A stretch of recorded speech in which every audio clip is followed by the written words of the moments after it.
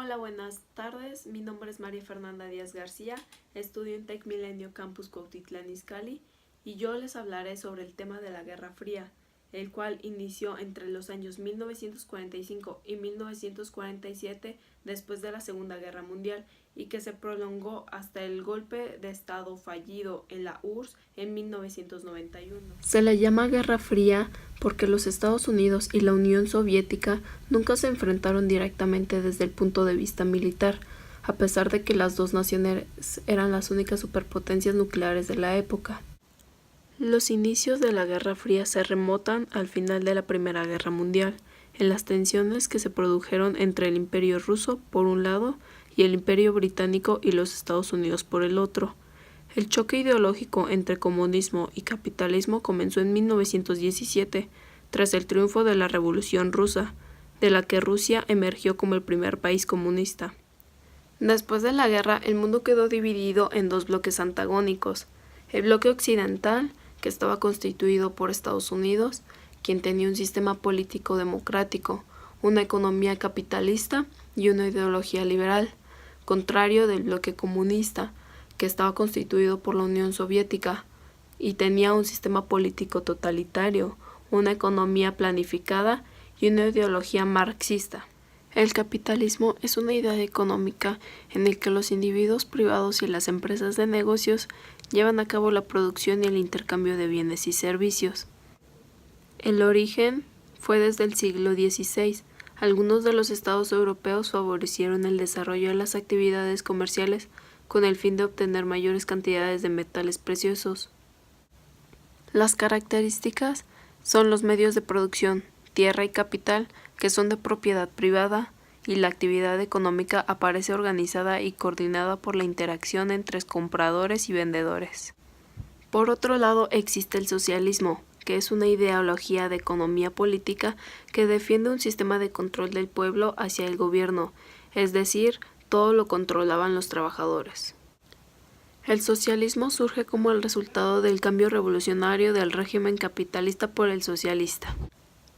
La misión es dar satisfacción a las crecientes necesidades materiales y culturales de toda la sociedad y de cada uno de sus miembros sobre la base de desarrollar de manera equitativa y planificada la economía nacional.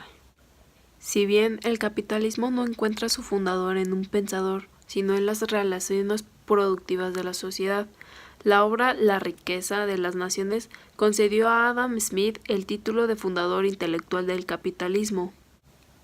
Por otro lado, el socialismo científico es el nombre con el que se buscó distinguir al marxismo del revolucionario, Karl Marx y Friedrich Engels, del resto de las corrientes socialistas existentes a mediados del siglo XIX. Vladimir Lenin fue el líder de la República Socialista Federativa Soviética de Rusia desde 1917 y líder de la Unión de Repúblicas Socialistas Soviéticas, llamada la URSS, desde 1922 hasta su muerte.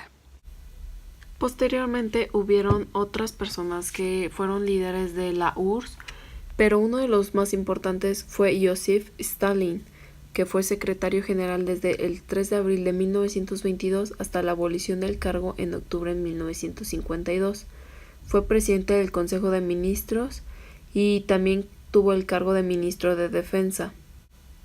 Posteriormente fue presidente del Comité de Defensa del Estado durante la Gran Guerra Patriótica y se convirtió en el único funcionario en ocupar el cargo del Comisariado del Pueblo para las Nacionalidades desde 1921 hasta 1923.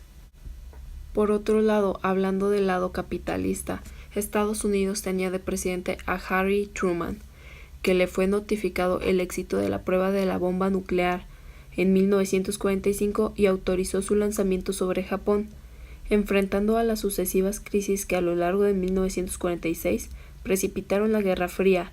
Emitió en 1947 la denominada Doctrina Truman de contención del comunismo. Posteriormente se volvería presidente John F. Kennedy de los Estados Unidos de América. En los tiempos de la coexistencia pacífica, trató de alternar dureza y negociación, pero no pudo impedir la construcción del muro de Berlín en 1961. Pero en una política de llevar la situación al borde del abismo, hizo que la URSS retirara los misiles nucleares de Cuba. Firmó el Tratado de Limitación de los Ensayos Nucleares en agosto de 1963.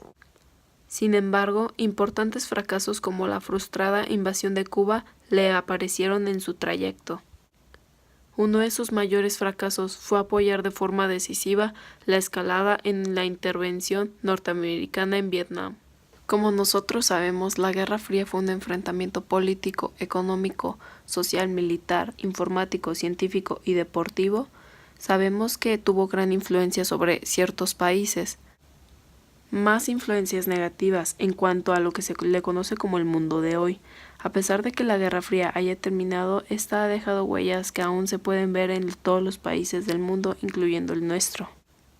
Para finalizar, en mi opinión, deberíamos de respetar los ideales de los demás, porque cada uno de nosotros tenemos diferentes conocimientos por la influencia de nuestra cultura, de nuestra sociedad, de la educación que tuvimos y de muchos otros factores que nos rodean. La guerra es uno de los métodos donde las personas luchan para poder sobrevivir y donde se muestra qué tan cruel puede llegar a ser el ser humano. Como dice una frase, quien no aprende de la historia está condenado a repetirla, así que es de mucha ayuda estudiar todos estos sucesos que han hecho de nuestro mundo lo que es ahora. A continuación, realizaré una entrevista para tener más conocimientos acerca de la Guerra Fría. Hola, buenas tardes. Hola, buenas tardes. ¿Me permitiría hacerle un par de preguntas? Claro, por supuesto. La primera es, ¿qué países fueron los líderes mundiales durante este periodo, que es la Guerra Fría, posterior a la Segunda Guerra Mundial?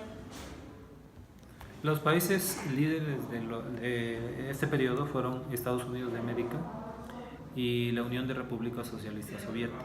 Unión de Repúblicas Socialistas Soviéticas.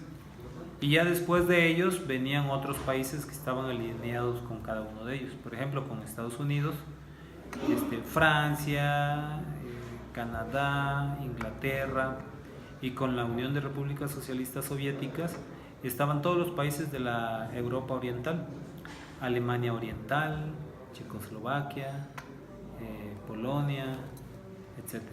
Ok. ¿Por qué pasaron de ser aliados en las dos guerras mundiales a ser enemigos? Lo que pasa es que ellos, después de ganar la guerra, fueron los dos países más poderosos que quedaron. Nada más que Estados Unidos tenía un régimen capitalista y la Unión de Repúblicas Socialistas Soviéticas tenía un régimen comunista. Entonces chocaban entre sus ideas y entre su forma de vivir y su economía. ¿Qué regiones fueron escenarios de la Guerra Fría? Todas las regiones donde los dos tenían intereses por dominar el mundo fueron escenario de la Guerra Fría. Por ejemplo, lo que fue la Guerra de Corea viene de la Guerra Fría. Entonces uno de los escenarios es Corea. Todo lo que fue Vietnam, la Guerra de Vietnam, también ahí por un lado Estados Unidos apoyaba a un grupo y la Unión Soviética apoyaba al otro grupo. Entonces Corea, Vietnam, Cuba con la crisis de los misiles, Afganistán, fueron los principales lugares en donde se vieron involucradas las dos potencias. ¿Cuál era la opinión pública sobre la Guerra Fría? Pues la opinión pública era que los dos países estaban envueltos en una contienda, en una guerra que, aunque no era guerra activa, como su nombre lo dice, es una guerra fría, era una guerra de ideologías, era una guerra económica. Y perdón, ¿cuál fue la pregunta? ¿Cuál era la opinión pública sobre la Guerra Fría? Ok. Y la opinión era que los dos países estaban envueltos en una carrera armamentista que no iba a traer nada bueno. Ok. ¿Con qué tipo de armamento contaban las dos grandes potencias? Bueno, tenían de todo, ¿eh? O sea, desde armamento individual, como son fusiles, granadas, vehículos militares, hasta ya, por ejemplo, grandes flotas navales, barcos de guerra, y por último tenían bombas nucleares. Es más, todavía esos dos países tienen bombas nucleares todavía. Bueno, muchas gracias por la entrevista. De nada, que estés bien. Igual.